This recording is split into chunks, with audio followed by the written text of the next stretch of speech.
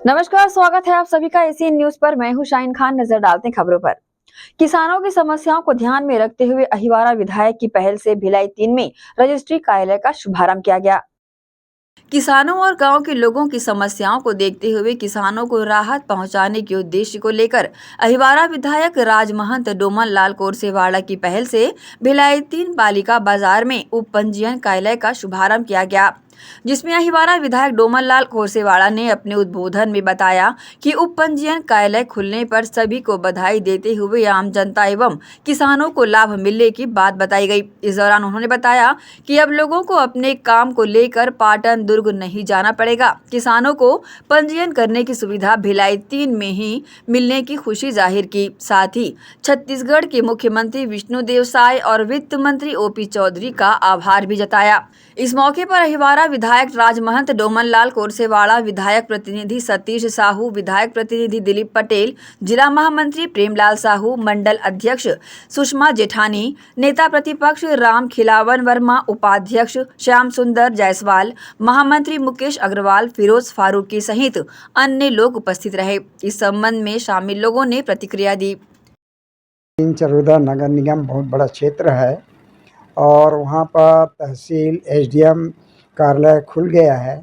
मैंने सोचा कम से कम जब तहसील कार्यालय खुला है तो एक रजिस्ट्रार कार्यालय का भी आवश्यकता यहाँ के किसानों को ज़रूरत पड़ रही है। उस उद्देश्य को लेकर मैंने परम श्रद्धेय आदरणीय श्री विष्णुदेव साय मुख्यमंत्री जी एवं ओपी चौधरी वित्त मंत्री से मैंने मांग किया था, जो सहज ही स्वीकार करते हुए एक निर्देश और आदेश देकर के भिलाई 3 चरोदा की जनता को अवसर दिया है, मौका दिया है। अब रजिस्ट्रार ऑफिस भिलाई 3 में ही प्रारंभ हो गया है। वहाँ से आसपास के किसान भाई अपना क्रय विक्रय कर सकते हैं और एक अच्छा उपलब्धि हासिल भी कर सकते हैं। एसीएन न्यूज के लिए दुर्ग से नसीम फारूकी की रिपोर्ट। सूरजपुर जिला मुख्यालय में सोमवार को बड़ा बवाल हो गया। सूरजपुर थाने में पदस्थ हेड कांस्टेबल तालिब शेख के घर में घुसकर रविवार की देर रात एक स्थानीय बदमाश ने उनकी पत्नी और बेटी की तलवार और चाकू से काटकर हत्या कर डाली। आरोपी ने घर के भीतर मर्डर करने के बाद दोनों की लाश अर्धनग्न अवस्था में घर से लगभग 5 किलोमीटर दूर नहर के पास खेत में फेंक दिया।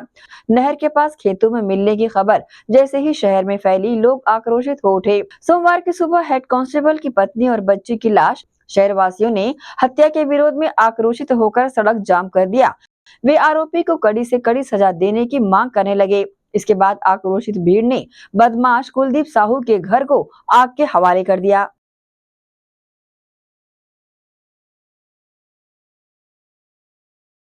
अवैध शराब बिक्री पर रोक लगाने एवं त्योहारी सीजन में पुलिस प्रशासन की व्यवस्था कराए जाने की मांग को लेकर गनियारी की सैकड़ों महिलाओं ने अपनी नाराजगी जताते हुए मुख्यमंत्री के नाम जनदर्शन में दुर्ग कलेक्टर को ज्ञापन सौंपा।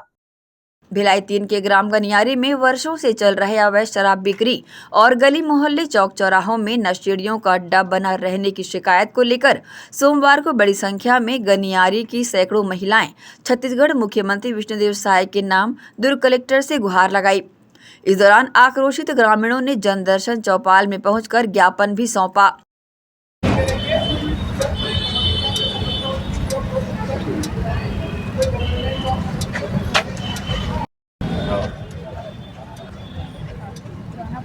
पुराना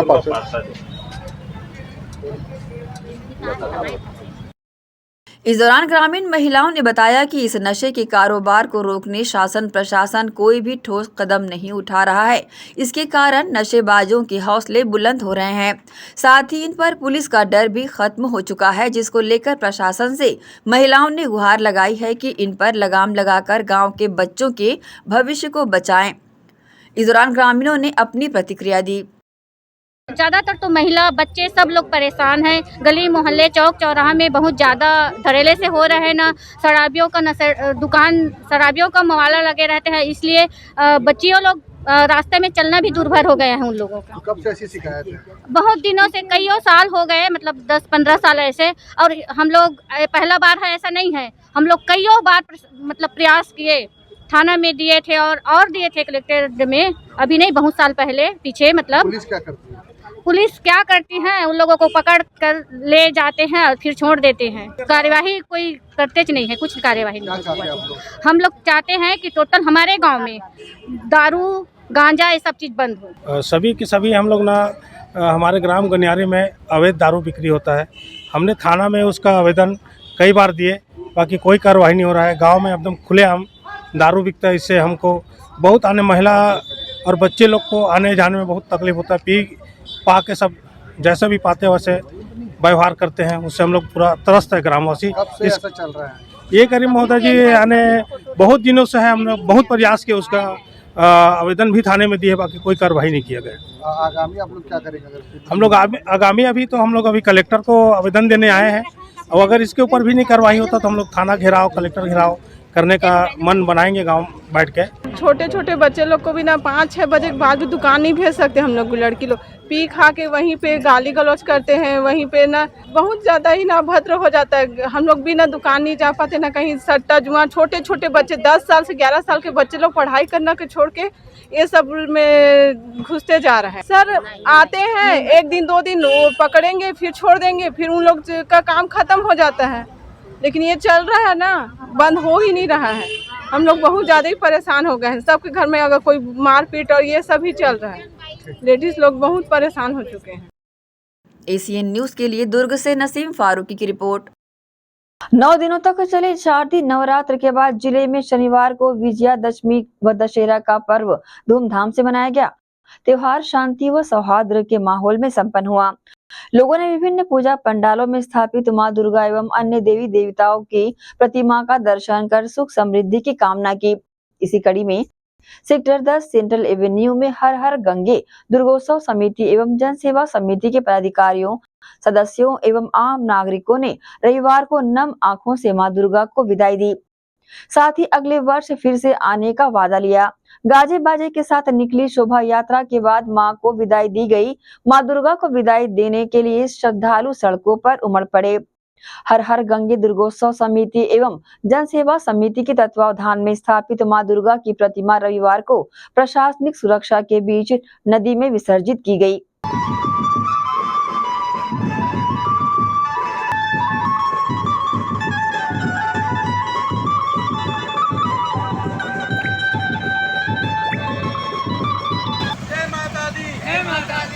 जोर से बोलो, सारे बोलो।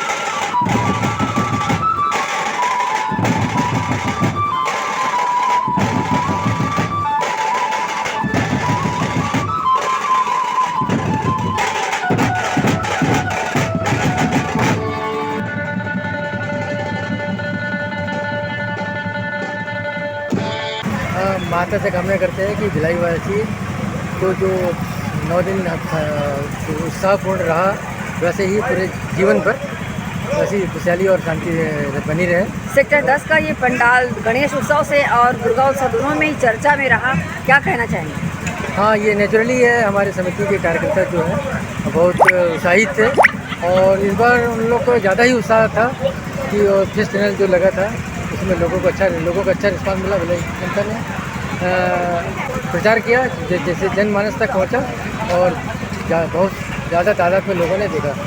हर हर दुर्गा उत्सव जन सेवा समिति हमारे समिति का नाम है, और हमारे समिति में इस बार फिश टनल जो लगा था उसका लोगों का प्रोत्साहन और प्यार बहुत अच्छा मिला। और आज माता का विसर्जन है, क्या कामना करते हैं माता का विसर्जन से यही कामना करते हैं कि हमारे छत्तीसगढ़ प्रदेश खुशहाली रहे, समृद्ध रहे, सबके घर में खुशी रहे। उसके आभारी हैं हम लोग, है ना। माता बैठा है तो सब देवी देवता आज माता विदा हो रही है, क्या लग रही है? माता है, इसलिए हम लोग सब मिलके उसको विसर्जन करने के लिए जा रहे हैं। माता जी, माता से क्या कामना करते हो? माता से यही है कि हमारा सुख शांति के लिए, परिवार के लिए, हमारा सुख शांति, सभी भक्तों के लिए आशीर्वाद माने कामना दे, हम लोग को पूर्ण करे। माता हमको अच्छा से रखे, हमारे परिवार सब भक्तजनों को। इसी के साथ रुकेंगे छोटे से ब्रेक के लिए, जल्द हाजिर होते हैं। आप सब बने रहिए एसीएन न्यूज के साथ। रवि साड़ी एम्पोरियम। जी हाँ, जयपुर की रवि साड़ी एम्पोरियम की साड़ियों की विशाल रेंज और अनेकों वैरायटियां अब दुर्ग शहर में भी उपलब्ध। जयपुर की साड़ियों में chiffon, organza, silk, Kota cotton, Chanderi और जॉर्जेट।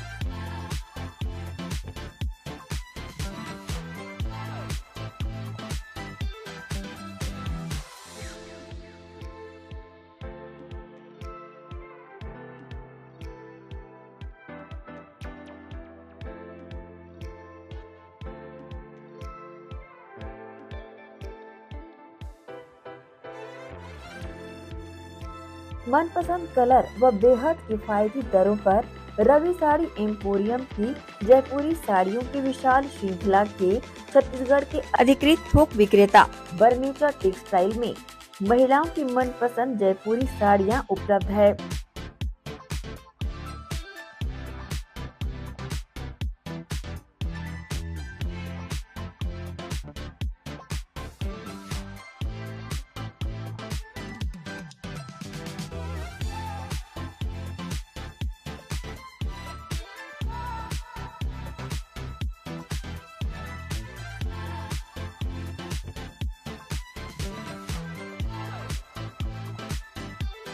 बता दें, केवल व्यापारी व दुकानदार बंधु ही संपर्क करें।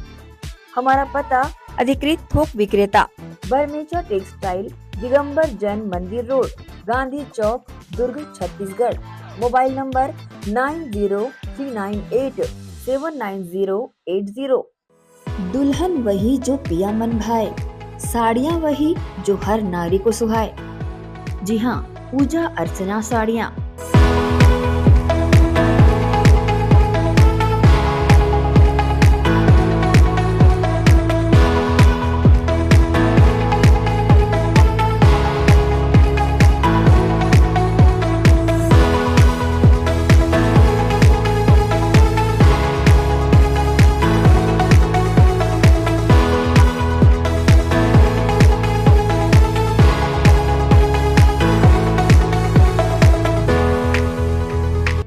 भारतीय नारी की पहचान पूजा अर्चना साड़ियाँ, आकर्षक, मनपसंद, अनेक रंगों में उपलब्ध।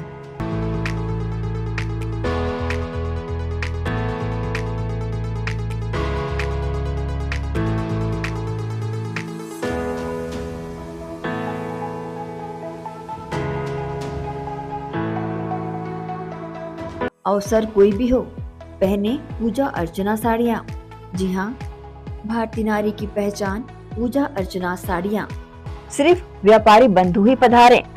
अधिकृत विक्रेता बर्मेचा textile, Digambar Jain Mandir road, Gandhi Chowk, Durg, Chhattisgarh. Mobile number 9039879080।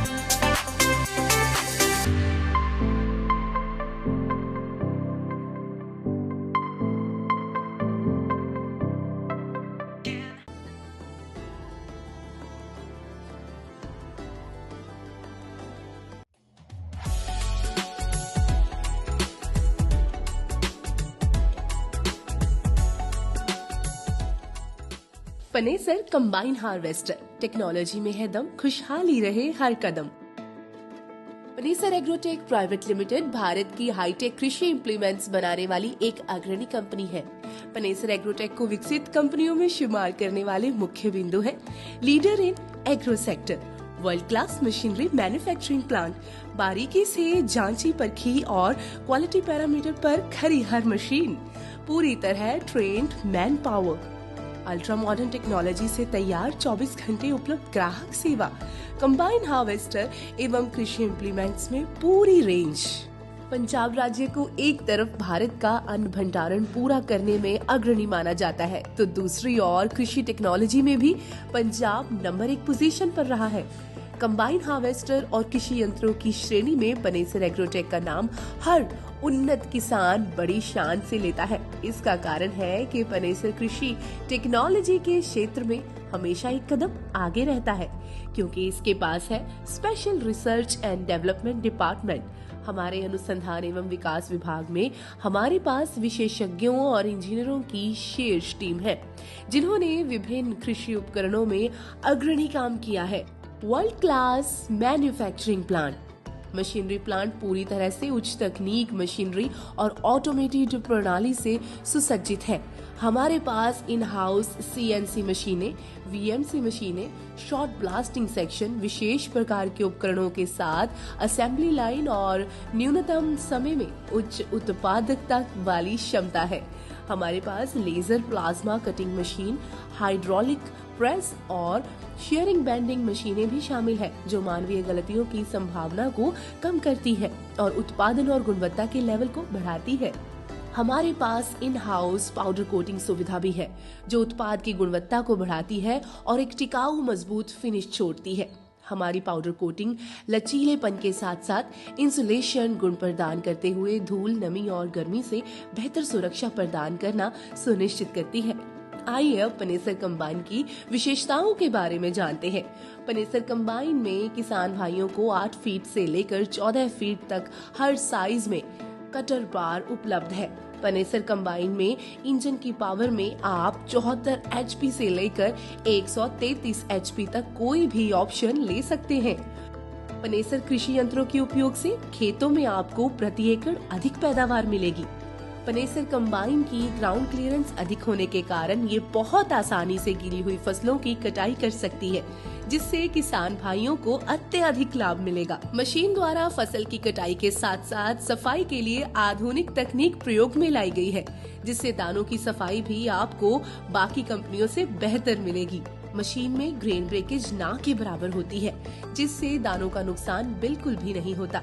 अतिरिक्त वियर एंड टियर से किसान भाइयों को बचाए रखने के लिए पनेसर कंबाइन में ज्यादा घिसाई वाले पार्ट्स उच्च क्वालिटी स्टेनलेस स्टील से निर्मित किए गए हैं। मशीन में उच्च स्तरीय कंप्यूटराइज्ड बैलेंसिंग पार्ट्स यूज किए जाते हैं, जिससे मशीन स्मूथली काम करती है।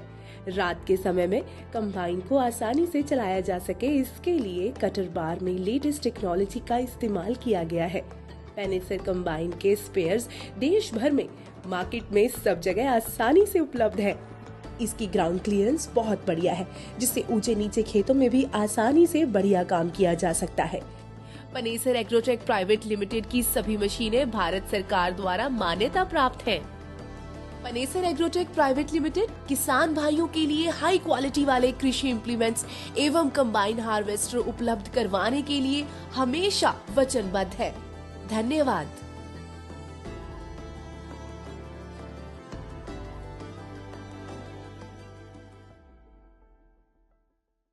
ब्रेक के बाद आपका स्वागत है।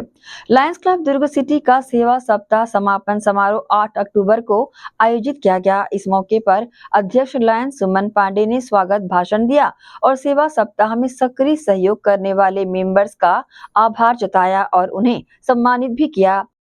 PMJF लायन सतीश चंद Surana, lion Amar Singh Gupta, lion Harmeet Singh Bhatia, lion Raunak Jamal का उन्होंने सम्मान किया।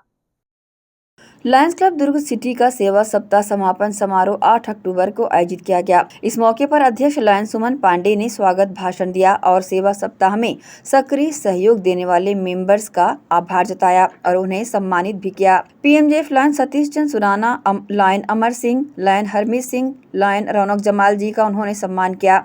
लायन रश्मि अग्रवाल ने 1 जुलाई से 30 सितंबर तक किए जाने वाले कार्यों का ब्यौरा सचिवीय प्रतिवेदन के रूप में प्रस्तुत किया। सेवा सप्ताह में सहयोग करने वाले Lion Amar Singh Gupta, Lion Surendra Pal Singh Dulai, Satish Malu, Lion Kailash Jain Bharmecha, Lion Shweta Upadhyay, Lion Anju Arora, Lion Sanjay Agrawal, Lion Mahmood Ali Hirani, Lion Akanksha Mishra एवं लायन रूपिंदर कौर कॉलकेट का भी स्मृति चिन्ह देकर सम्मान किया गया।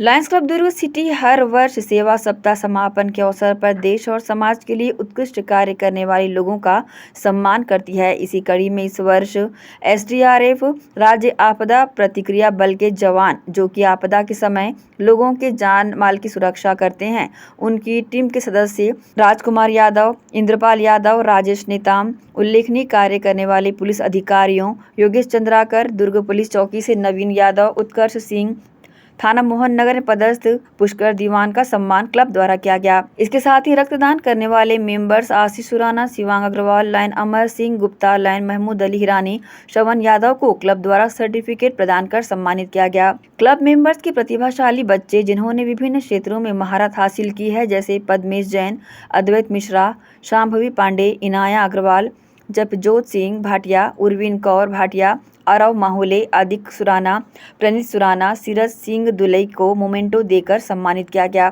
साथ ही आज की ज्वलंत समस्या साइबर क्राइम से कैसे बचे और इसके फ्रॉड से हमें क्या करना है, किसको फोन करना है, इन सब बातों की जानकारियां चंडीगढ़ से आए मोहित जैन मित्तल ने दी। निर्वर्तमान अध्यक्ष लायन लक्ष्मी चंद्राकर ने पिछले सत्र के award Lion Harmeet Singh Bhatia, Lion Amar Singh Gupta, Lion Raunak Jamal, Lion Rashmi Agrawal, Lion doctor Raju Sharda को दिए। लायंस क्लब दुर्ग सिटी में region chairperson Lion Rajesh Jain एवं zone chairperson Lion Lalit Bhansali की आधिकारिक यात्रा 8 अक्टूबर को संपन्न हुई। बता दें, लायंस क्लब दुर्ग सिटी हर वर्ष सेवा सप्ताह समापन के अवसर पर देश और समाज के लिए उत्कृष्ट कार्य करने वालों का सम्मान करती है। इस दौरान बड़ी संख्या में शहर के गणमान्य नागरिक शामिल रहे। एसीएन न्यूज के लिए शाहीन खान की रिपोर्ट। राजधानी रायपुर के तेलीबांधा शूट आउट का मुख्य आरोपी गैंगस्टर झारखंड के कुख्यात माफिया सरगना अमन साव को पुलिस रात करीब 1:30 बजे राजधानी रायपुर लेकर पहुंच गई। गैंगस्टर अमन साव पर झारखंड में तकरीबन 100 मामले चल रहे हैं और पिछले 3 महीने में 2 केस रायपुर में रजिस्टर हुए हैं। इनमें बीते अप्रैल में तेलीबांधा स्थित रोड निर्माण ठेका फर्म प्रहलाद राय अग्रवाल के संचालकों पर असफल हमले के मामले दर्ज हैं। गैंगस्टर अमन को इन्हीं केस के सिलसिले में गिरफ्तारी तथा पूछताछ के लिए रायपुर लाया गया है। रायपुर पुलिस और क्राइम ब्रांच 6 गाड़ियों के काफिले के साथ लाई गई है। झारखंड एसटीएफ के दर्जन भर से ज्यादा AK-47 तथा इंसान राइफलधारी जवान भी सुरक्षा के लिहाज से साथ में आए हैं। दुर्ग में बीती रात मामूली विवाद के चलते नशे की हालत में हुई मारपीट की घटना में युवक की पत्थर से कुचलकर हत्या कर दी गई, जिसके बाद क्राइम ब्रांच की टीम ने सक्रिय भूमिका निभाते हुए 2 आरोपियों को पकड़कर पूछताछ शुरू कर दी है। दुर्ग के मोहन नगर थाना क्षेत्र में बीती रात मामूली बात पर युवक की हत्या कर दी गई। ऐसा बताया जा रहा है कि शराब के नशे में धुत युवक एक घर के सामने पसर गया था, जिसे देख घर पर रहने वाले युवक ने उसे हटाना चाहा। इसी बात को लेकर हुए विवाद के बाद नशे में धुत युवक पर भारी पत्थर पटक कर उसे मार दिया गया।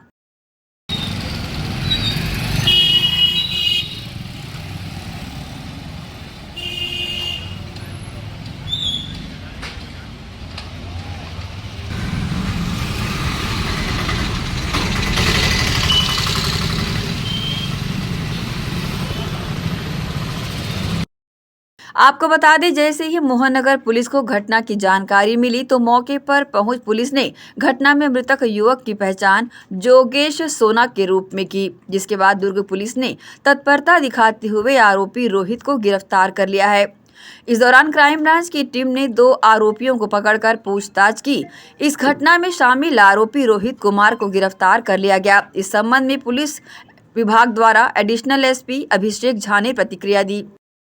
ये बीती रात थाना मोहन नगर का मामला है। रात को लगभग 2:40 के आसपास पुलिस को सूचना मिली थी कि जो सिकोला भाटा बस्ती में एक व्यक्ति जो है वो पड़ा हुआ है। उसकी सूचना मिलने पे तत्काल पेट्रोलिंग वहां पे पहुंची और साथ ही सभी अधिकारियों को उसके बारे में सूचना दी गई। तत्काल पुलिस वहां पे पहुंची और मृतक का पतासाजी किया गया, पहचान किया गया। मृतक वही सिकोला भाटा का रहने वाला योगेश सोना उसका नाम है निकला और साथ ही उसका पता करने पे पता चला कि जिस जगह पे उसकी मृत्यु थी उसी के पास ही रहने वाला आरोपी है, जिसके साथ उसकी बहस हुई थी और बहस होने के बाद आपस में लड़ाई हुआ था उन लोग के बीच में। तो इसी दौरान पत्थर उठा के उसके सर पे मारने से उसकी मृत्यु हो गई। नहीं, ऐसा कोई भी अभी पुराना बात नहीं है। तत्काल पे शराब के नशे में दोनों के बीच में कुछ विवाद है।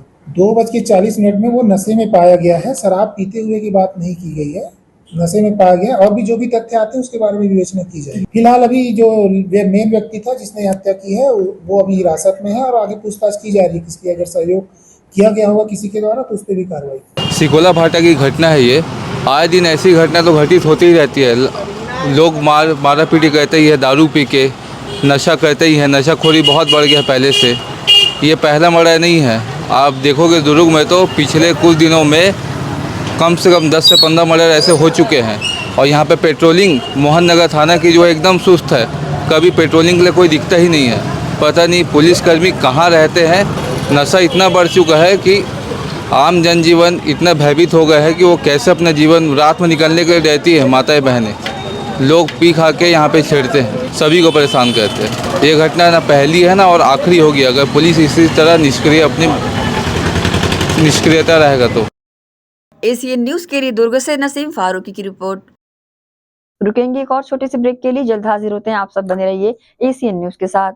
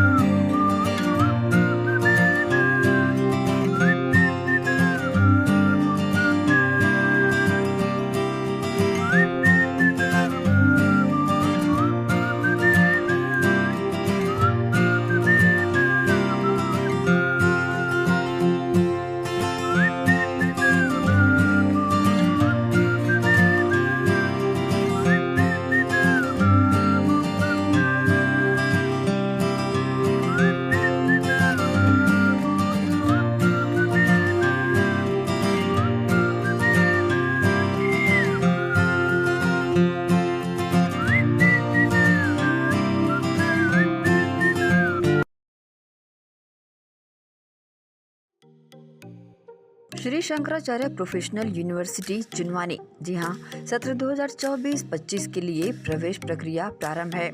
डिप्लोमा इन फार्मेसी एवं बैचलर ऑफ फार्मेसी के लिए प्रवेश प्रारंभ है। बिना PPHD दिए सीधा प्रवेश। इतना ही नहीं, 10वीं और 12वीं में गणित और विज्ञान के छात्रों के लिए सुनहरा अवसर है। सीमित समय, सीमित सीटें। अगर है सपनों को पूरा करना तो भरना होगा ऊंची उड़ान। जल्दी करें, प्रवेश प्रारंभ है। प्रेजेंटली शंकराचार्य ग्रुप के अंदर 4 फार्मेसी कॉलेजेस हैं।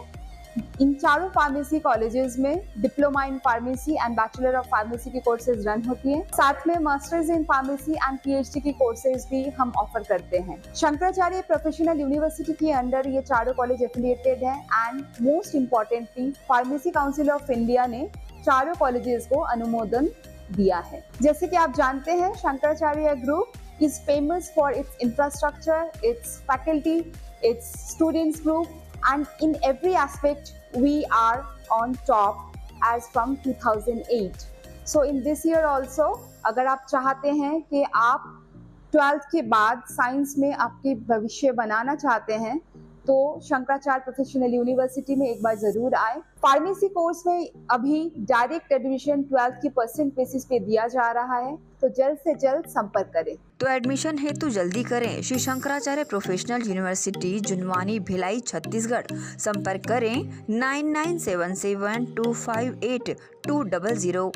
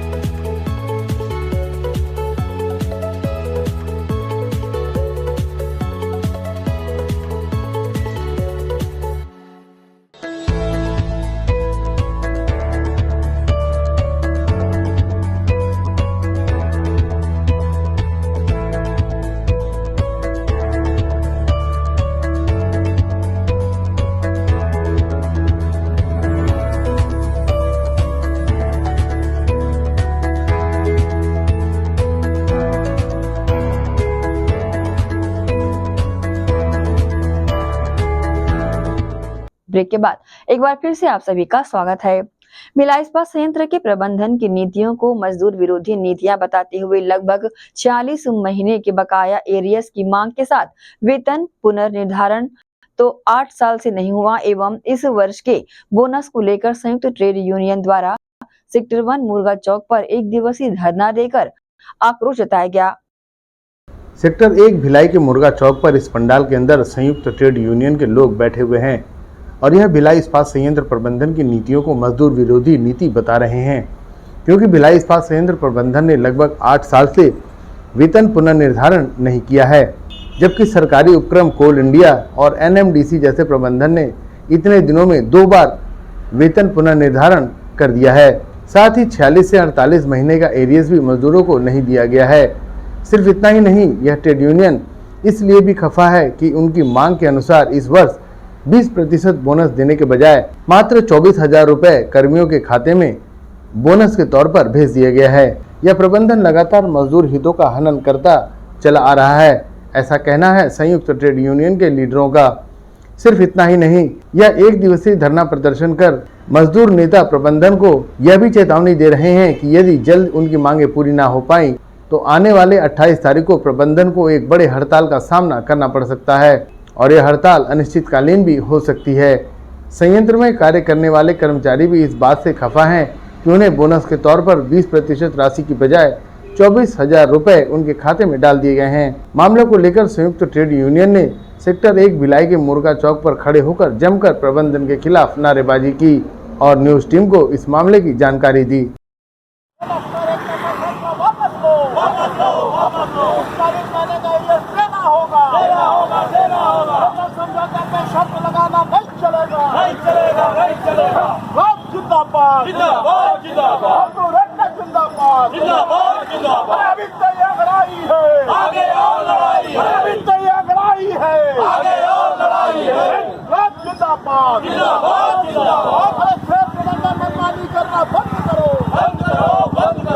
आज हम लोग यहाँ पर सेल प्रबंधन की जो तानाशाही है उसके खिलाफ धरने पर बैठे हैं। 8 साल होने जा रहा है, अभी तक हमारा वेज रिविजन नहीं हुआ है, जबकि इसी बीच में कोल इंडिया का 2 बार वेज रिविजन हो चुका है, एनएमडीसी का भी दूसरी बार वेज रिविजन होने जा रहा है। सेल प्रबंधन के साथ जो हमारी सर्वोच्च कमेटी एनजेसीएस है उसके साथ जो एमओयू हुआ, एमओयू में किए गए वादे को, करार को भी मैनेजमेंट मन नहीं मान रहा है। जो हमारा 39 महीने का एरियर्स है वो एरियर भी मैनेजमेंट नहीं दे रहा है। हमारे हाउस रेंट अलाउंस के मुद्दे अभी रुके हुए हैं। इसी मांग को लेकर हम बार बार प्रबंधन के पास गए, लेकिन प्रबंधन गोलमोल जवाब देता है। अभी बोनस की जो हमारी बैठक हुई 1 अक्टूबर को, यूनियनों ने खारिज कर दिया प्रबंधन के प्रस्ताव को। उसके बाद प्रबंधन मनमाने तरीके से डाल दिया। एक तरह से वो बताना चाह रहा है कि हम यूनियन की ज़रूरत हमें नहीं, हम जो मन में आएगा वो करेंगे। प्रबंधन के इस तानाशाही के खिलाफ में ही कर्मचारियों में अत्यधिक आक्रोश है, यूनियनों में आक्रोश है। उसको एक चेतावनी दी गई है। प्रबंधन यदि नहीं माना तो 28 अक्टूबर को पूरे सेल में हड़ताल होगा और उसी कड़ी में आज हम लोग यहाँ धरने पर बैठे हैं। सेल प्रबंधन ने पिछले 93 महीने से वेतन समझौता को पूर्ण नहीं होने दे रहा है। जो एमओयू हुआ भी तो उस एमओयू के तहत जो 39 महीने का जो एरियर्स बकाया है वो सरकार की अफोर्डेबिलिटी क्लॉज का हवाला देते हुए उसको नहीं देना चाह रहा है, जबकि डीए बेसिक का जो डिफरेंस होता है, जो एरियर्स, वो हमारा हक है, उसको हर हालत में देना है। पिछले दिनों जो बोनस के ऊपर में जो मीटिंग बुलाया था दिल्ली में, उस मीटिंग में 5 एनजीसीएस की ट्रेड यूनियनों ने उस बोनस फार्मूले को सिरे से खारिज कर दिया और बोला कि नए सिरे से चर्चा करो और अभी 40,500 रुपया जो पिछले साल मिला था उसके ऊपर बातचीत शुरू करो, उसके बाद फार्मूला के ऊपर बाद में बात करेंगे। तो प्रबंधन उसको नहीं माना, बैठक बिना किसी नतीजे के रुक गई, स्थगित हो गई। उसके बाद प्रबंधन ने 5 तारीख को आनन फानन में सबके खाते में पैसा डाल दिया। तो इस तरीके की जो मनमानी लगातार प्रबंधन कर रहा है, एक तरफा निर्णय लेके जो कर्मचारियों के ऊपर में थोप रहा है। और सबसे बड़ी बात यह है कि प्रबंधन कहीं ना कहीं ये समझने लगा है कि मैं सेल का मालिक हो गया हूँ, जबकि हम ये मानते हैं कि तुम हाई पेड वर्कर हो, हम लोग लो पेड वर्कर हैं। तो आपको ज़्यादा तनख्वाह मिलती है, हमको कम तनख्वाह मिलती है, इससे ज़्यादा कुछ नहीं है। आप मालिक समझने की गलती मत करो, कर्मचारी विरोधी निर्णयों को लेना बंद करो। इसी सब चीज़ों को लेकर सीधा चेताते हुए आज यहाँ पर धरना दे रहे हैं। और प्रबंधन यदि नहीं माना तो 28 तारीख को हड़ताल के लिए पूरे सेल के अंदर में सभी इकाइयों में नोटिस दिया गया है और वो हड़ताल पूरे ताकत के साथ, सफलता के साथ में पूरे सेल के अंदर होगा। जैसा कि हमारे साथी वंश बहादुर जी और सारे लोगों ने बताया कि 28 अक्टूबर को जो पूरे सेल में हड़ताल होना है, हम प्रबंधन को बार बार चेतावनी देने के बाद भी प्रबंधन मान नहीं रहा है और गोलमोल जवाब लगातार देते आ रहा है। इसलिए प्रबंधन के पैरों में हथकड़ी और जंजीर जकड़ना पड़ेगा आने वाले समय में। कर्मचारी और यूनियन से अगर बैठकर चर्चा करके इन समस्याओं का हल नहीं करता है, आने वाले समय में ऐसी परिस्थिति बनेगी पूरे सेल स्तर पर भिलाई इस्पात संयंत्र सारे सेल के प्लांट बंद होने की स्थिति में आ जाएंगे, क्योंकि कर्मचारी और यूनियन के सारे लोग बहुत ज़्यादा आक्रोशित है। इस आक्रोश को देखते हुए अगर प्रबंधन आज भी नहीं चेताता है, आने वाले समय में इसको भुगतान करना पड़ेगा। मैं ये आपको बताना चाहूँगा कि वर्तमान समय में प्रबंधन की मजदूर विरोधी नीति धीरे धीरे उजागर होती जा रही है और जिस प्रकार से वेज रिवीजन, एरियर्स, बोनस को लेकर सभी यूनियनों की मांगों को एक सिरे से खारिज करके जिस प्रकार से प्रबंधन ने अपनी हठधर्मिता का परिचय दिया है, इसके विरोध में सारे कर्मचारी, सारे यूनियन लामबंद हैं और 28 अक्टूबर को जो हड़ताल तय की गई है उसी के कड़ी में आज का प्रदर्शन है और 28 अक्टूबर को हड़ताल होगी और यदि प्रबंधन ने अपना रुख नहीं बदला, कर्मचारियों की मांगों को नहीं माना, तो उसके आगे और कड़े कदम उठाए जाएंगे। हम लोग भी एक दिवसीय धरना प्रदर्शन है, देखिए आने वाले दिनों में 28 तारीख को हड़ताल होगा तो उसमें हम लोग पूर्णतः इसमें शामिल हो रहे हैं। उसका जो बेसिक कारण है कि यहाँ का जो मैनेजमेंट है वो संविधान से अपने आप को ऊपर समझने लगा। जब बाबा साहब अम्बेडकर भारत का कॉन्स्टिट्यूशन बनाए तो देश का जो गवर्न है वो संविधान के अनुरूप होना चाहिए, ये इन्होंने बनाया है कि मतलब इसी से ही देश चलना चाहिए। लेकिन इस समय का मैनेजमेंट ऐसा है कि वो संविधान से ऊपर हो गया। अब एक कानून बना हुआ, श्रम कानून है, उसके असर ट्रेड यूनियन का भी अपना कानून है। इंडस्ट्री और जो है ट्रेड यूनियन के जो नेता हैं आपस में मिल करके निर्णय करते हैं, उसके बाद जो है श्रमिकों को कोई चीज़ सुविधाएं मिलती है। लेकिन इस समय ट्रेड यूनियन के नेताओं को कोई वैल्यू नहीं दे रहा है। मैनेजमेंट जो मन में आ रहा कर रहा है, इसका मतलब कानून नाम की चीज़ उनकी नज़र से ख़त्म हो गया। अब कानून ख़त्म तो ऐसी स्थिति में क्या होता है कि लोगों में अराजकता और असंतोष का वातावरण फैलता है। लॉ एंड ऑर्डर की समस्या आने वाले दिनों में भविष्य में भी हो सकती है। इसीलिए मैं प्रबंधन को मैं वार्न करता हूँ या कहूँगा कि वो इससे जो बाज आए इस चीज़ को लेकर के, क्योंकि अगर नहीं आए तो वो अगर अराजकता प्लांट इंडस्ट्री के अंदर किसी प्रकार की अगर फैलती है तो उसके लिए पूरी तरह से प्रबंधन जिम्मेदार होगा। इंकलाब जिंदाबाद। आज एक दिवसीय धरना प्रदर्शन पूरे सेल के यूनिट में 5 यूनिट में और पूरे 8 बजे से लेकर 6:30 बजे तक हम लोग एकजुट होकर संयुक्त यूनियन के बैनर तले धरना में उतरे हैं। और इसका मुख्य कारण ये है कि अभी मैनेजमेंट सरकार के तानाशाही रवैये को पुरजोर से पूंजीपतियों के खिलाफ सपोर्ट में, पूंजीपतियों के हित में ये इम्प्लीमेंट करने जा रहा है। और इसका सीधा हम लोग के प्रभाव ये पड़ रहा है कि मजदूर को न तो समय में उनका सम्मानजनक वेतन समझौता हो रहा है। हम लोग मांग कर रहे हैं अभी दिवाली में बोनस सम्मानजनक 40,000 से ऊपर बात हो और नए फार्मूले के ऊपर चर्चा हो। तो इस सब बातों को लेकर के लेकिन मैनेजमेंट अनसुना करके एक तरफा निर्णय मजदूरों के ऊपर जो थोप रहा है, उसके खिलाफ हम लोग ये चेतावनी देने के लिए एक दिवसीय धरना में उतरे हैं।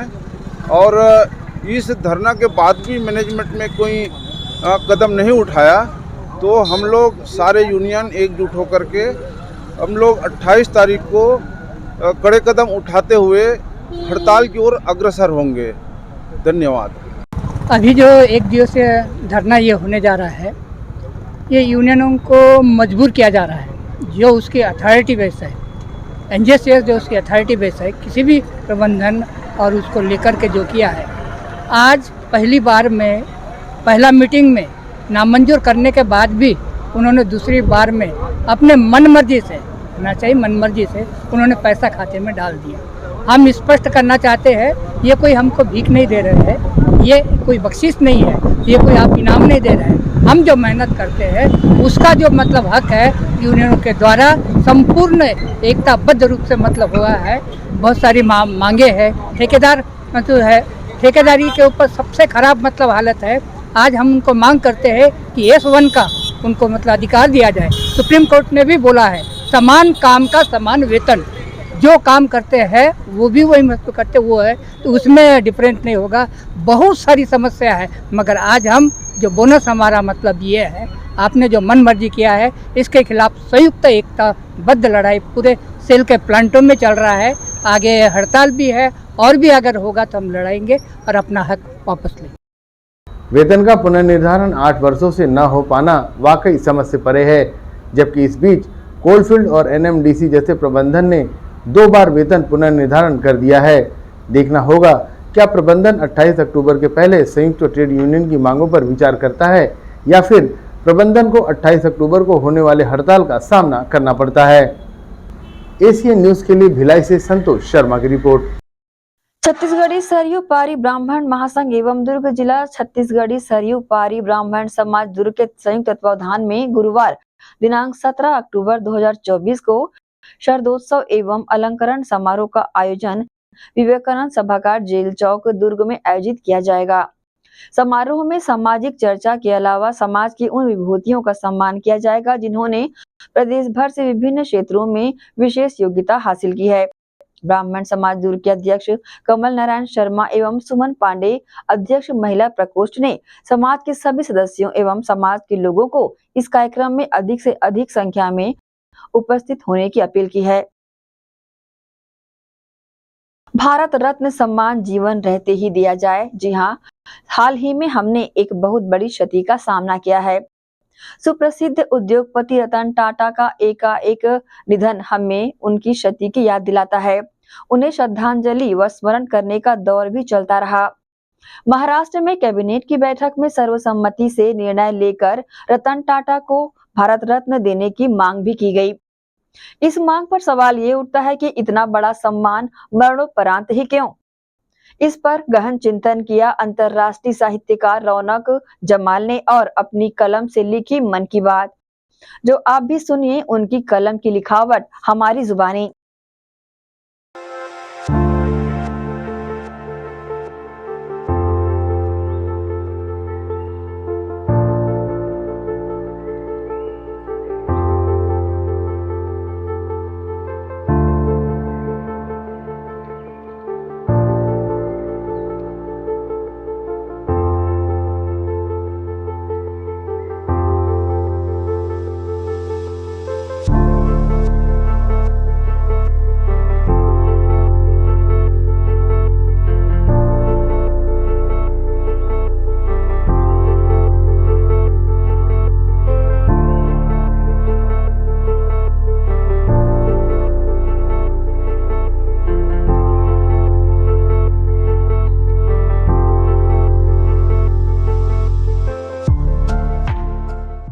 रतन टाटा का देहांत न सिर्फ भारत के लिए बल्कि पूरी दुनिया के लिए एक बहुत बड़ी क्षति है, जिसका समाधान कयामत के दिन तक भी संभव नहीं है। हजारों साल नरगिसें अपनी बेनूरी पे रोती है, बड़ी मुश्किल से समाधान कयामत के दिन तक भी संभव नहीं है। रतन टाटा के निधन के तुरंत बाद शोक व्यक्त करने के लिए महाराष्ट्र में कैबिनेट की बैठक हुई और सर्वसम्मति से फैसला भी लिया गया कि रतन टाटा को भारत रत्न से सम्मानित किया जाना चाहिए। इतना बड़ा सम्मान मरने के बाद ही क्यों दिया जाता है? लोकसभा चुनाव से पहले भी दिवंगत हुए कुछ लोगों को उनकी मृत्यु के वर्षों बाद रबड़ी की तरह बांटा गया था। क्या संविधान में लिखा है कि भारत रत्न सम्मान केवल मृत्यु के बाद ही दिया जाना चाहिए? अरे जनाब, अगर किसी को इज्जत देनी है तो जिंदगी में दो, ताकि जिसको इज्जत दिए जाए वो खुश हो सके और उसका आनंद भी उठा सके। मरने के बाद देंगे तो उसके फरिश्ते भी नहीं जान पाएंगे कि मरने के बाद देने से क्या फायदा। केंद्र सरकार से मेरा अनुरोध है कि जिसे भी भारत सम्मान देना है जीवन में दे दें, क्योंकि मरने के बाद उपलब्धियां जीवन में सम्मान के योग्य नहीं होती। सड़क का नाम रखना है मौत के बाद, एयरपोर्ट या स्टेडियम का नाम रखना है मरने के बाद। मोदी जी ने अपने जीवन में एक अच्छा काम किया, उन्होंने स्टेडियम का नाम मोदी स्टेडियम रखा और वह स्टेडियम में बैठकर मैच भी देखते हैं और खुश भी होते हैं और आनंद भी उठाते देखे जाते हैं। मेरा मानना है कि मोदी जी को उनके जीवन काल में ही भारत रत्न दिया जाना चाहिए, क्योंकि उनका जलवा भारत में ही नहीं बल्कि पूरी दुनिया में दिखाई देता है। उन्होंने अपनी राजनीतिक सोच से विश्व में भारत को जो ऊंचाइयां दी है, आजादी मिलने के बाद किसी राजनेता भारत को यह मकाम नहीं दिलवा सकता था। उनकी राजनीतिक यात्रा और राजनीतिक उपलब्धियां भारत रत्न सम्मान की पात्र है, ताकि मोदी जी भारत रत्न सम्मान का आनंद उठा सके। अंतर्राष्ट्रीय साहित्यकार रौनक जमाल, जो कि हर मुद्दों पर गहन चिंतन को अपनी कलम के अल्फाजों में पन्नों पर लिखते हैं, उन्होंने भारत रत्न सम्मान को लेकर अपनी मंशा जाहिर कर केंद्र सरकार से निवेदन किया है कि ये सम्मान जीवन रहते ही दिया जाना चाहिए। और साथ ही उन्होंने ये भी मंशा जाहिर की है कि देश के यशस्वी प्रधानमंत्री, जो कि देश व दुनिया में इतने लोकप्रिय हैं, उन्हें भी भारत रत्न से सम्मानित किया जाना चाहिए। एसीएन न्यूज़ के लिए शाहीन खान की रिपोर्ट। इकरा टीचर्स एसोसिएशन के द्वारा इस वर्ष भी मुस्लिम समाज के बच्चों को सम्मानित किया गया। अक्सर देखा जाता है कि मुस्लिम समाज सभी क्षेत्रों में पीछे ही खड़ा नजर आता है और इसका बहुत बड़ा कारण है मुस्लिम समाज का बहुत ज़्यादा शिक्षित ना होना। परंतु समाज के शिक्षित ना हो पाने के कारण आर्थिक समस्या को माना जाता है और समाज खुद भी यह महसूस करता है। ऐसी स्थिति में अंधेरे में मशाल की तरह इकरा टीचर्स एसोसिएशन ने समाज में फैले इस अंधेरे को धीरे धीरे हटाने का बीड़ा उठाया है और एसोसिएशन समाज के वे बच्चे जो आर्थिक समस्या की वजह से स्कूली शिक्षा या उच्च शिक्षा ग्रहण नहीं कर पा रहे हैं, उन्हें शिक्षित करने का सफल प्रयास कर रहा है। इकरा टीचर्स एसोसिएशन ने इस वर्ष भी मुस्लिम समाज के होनहार बच्चों का सम्मान किया। यह सम्मान कार्यक्रम सेक्टर 6 जामा मस्जिद के कम्युनिटी हॉल में संपन्न हुआ। इस कार्यक्रम में सर्वप्रथम उच्च शिक्षा ग्रहण करने वाले विद्यार्थियों को सम्मानित किया गया और ठीक इसके बाद 10वीं और 12वीं में 70% से अधिक अंक लाने वाले मेधावी छात्र छात्राओं का भी सम्मान किया गया। हर हाल में समाज के बच्चों को यह बताया गया कि अगर उन्हें शिक्षा ग्रहण करने में आर्थिक समस्या का सामना करना पड़ रहा है तो वह इकरा टीचर्स एसोसिएशन से संपर्क कर सकते हैं, जहां से उन्हें स्कूली शिक्षा से लेकर उच्च शिक्षा तक के लिए मदद की जाएगी। और यह मदद सिर्फ इसलिए किया जा रहा है कि आने वाले समय में समाज में फैले शिक्षा के अंधियारे को दूर किया जा सके। प्रोग्राम में उपस्थित अतिथियों का स्वागत सम्मान पुष्पगुच्छ देकर किया गया। वहीं समिति के सभी सदस्यों ने मिलकर समिति के मुखिया का पुष्पहार से स्वागत किया। यहाँ समिति के मुखिया ने जहाँ कार्यक्रम की जानकारी दी तो वहीं एसोसिएशन की अध्यक्षा ने भी एसोसिएशन के सफर की जानकारी दी। साथ ही अंतर्राष्ट्रीय साहित्यकार रौनक जमाल सिद्दीकी ने ऐसे कार्यक्रमों से समाज की उन्नति की बातें कही हैं। वहीं होनहार बच्चों ने भी इकरा टीचर्स एसोसिएशन का दिल से शुक्रिया अदा किया है और आगे खुद भी सफल होकर इकरा टीचर्स एसोसिएशन को शिक्षा की दिशा में किए जाने वाले कामों में हाथ बटाने की बातें कही हैं। ये आज जो हौसला अफजाई इन बच्चों के जा रहा है, ये इनकी पहली सीढ़ी है। इसे आगे और बढ़ना है। ये मत सोचिए कि हौसला अफजाई होने के बाद हम 60-65-70% मार्क ले आए, एक सर्टिफिकेट में प्राप्त कर लिया, ये इनाम है। यहाँ से आपकी शुरुआत हो रही है। इस शुरुआत को आगे बढ़ाना है आपको और आगे बढ़ाने के लिए बहुत ज़रूरी है कि आपको मेहनत करना है। आज हालात से आप वाकिफ़ हैं कि हालात किस तरह कैसे चल रही है। इन हालातों से आपको ऊपर आना है।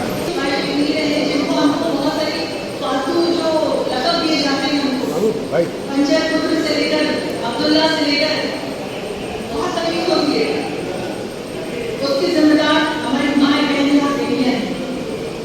आज ये अगर बच्चों की नजर हो जाएगी कि आपको पढ़ना है तो वालिद तो कर ही रहे बच्चों के लिए, वालिद तो बच्चों से स्पेंड कर ही रहे हैं, लेकिन आपको मदद होना है, आपको उनके साथ लगना है, उनको पढ़ाना लिखाना है और उनको अब्दुल कलाम बनाना है। मैं आप सबसे रिक्वेस्ट करूंगी कि आप लोग अपना वक्त तालीम में दें बच्चों की, दीनों और दुनियावी दोनों तालीम में बच्चों को आप वक्त दें। बस ये वजह से बहरहाल इकरा टीचर्स एसोसिएशन की नींव जिस मकसद से रखी गई थी वह मकसद साकार होता नजर आ रहा है और ऐसा लगता है कि मुस्लिम समाज में फैला हुआ शिक्षा का अंधकार इकरा टीचर्स एसोसिएशन के प्रयासों से खत्म होता नजर आ रहा है। एसीएन न्यूज़ के लिए भिलाई से संतोष शर्मा की रिपोर्ट। इसी के साथ ही आप चलेंगे इजाजत। आप सब बने रहिए एसीएन न्यूज़ के साथ। नमस्कार।